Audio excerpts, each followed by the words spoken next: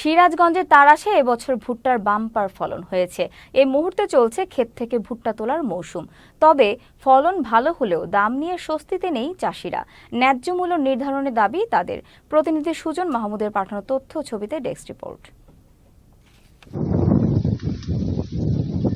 বিস্তীর্ণ এলাকা জুড়ে উৎসবের আমেজে চলছে কাঁচা সোনা খ্যাত ভুট্টা ঘরে তোলার ধুম। বিরামহীন ব্যস্ততা কৃষকের। এমন চিত্র সিরাজগঞ্জের তাড়াশ উপজেলার মাঠ প্রান্তর জুড়ে। চলন বিলের বিস্তীর্ণ এলাকায় যেখানে ধানই ছিল প্রধান ফসল, এখন সেই জায়গা দখল করে নিচ্ছে ভুট্টা।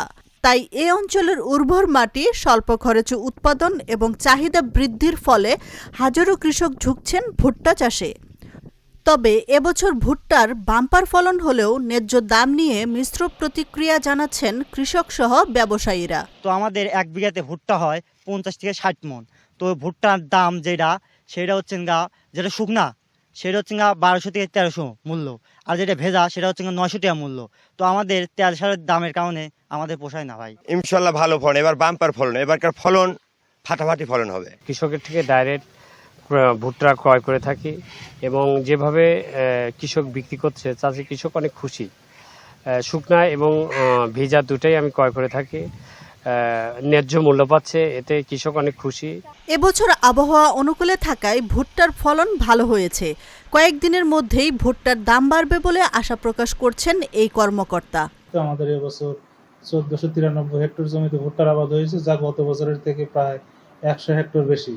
তো আমাদের আজকে পর্যন্ত প্রায় 600 হেক্টর জমির ভুট্টা কর্তন হয়েছে।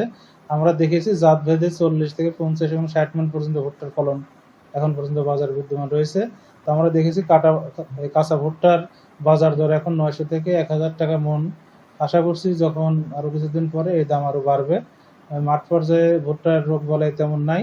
আশা করছি যদি আবহাওয়া আরো 10-15 দিন ভালো থাকে তাহলে এই ভুট্টা আমাদের কর্তন হয়ে যাবে। চলনবিল অঞ্চলের কেবল তাড়াশ উপজেলাতেই 1393 হেক্টর জমিতে ভুট্টা চাষের লক্ষ্যমাত্রা নির্ধারণ করেছিল কৃষি বিভাগ। তবে এবছর লক্ষ্যমাত্রা অতিক্রম করে 1493 হেক্টর জমিতে ভুট্টার আবাদ হয়েছে। আশরাফুন নাহার মালা, চ্যানেল এস, নিউজ ডেস্ক।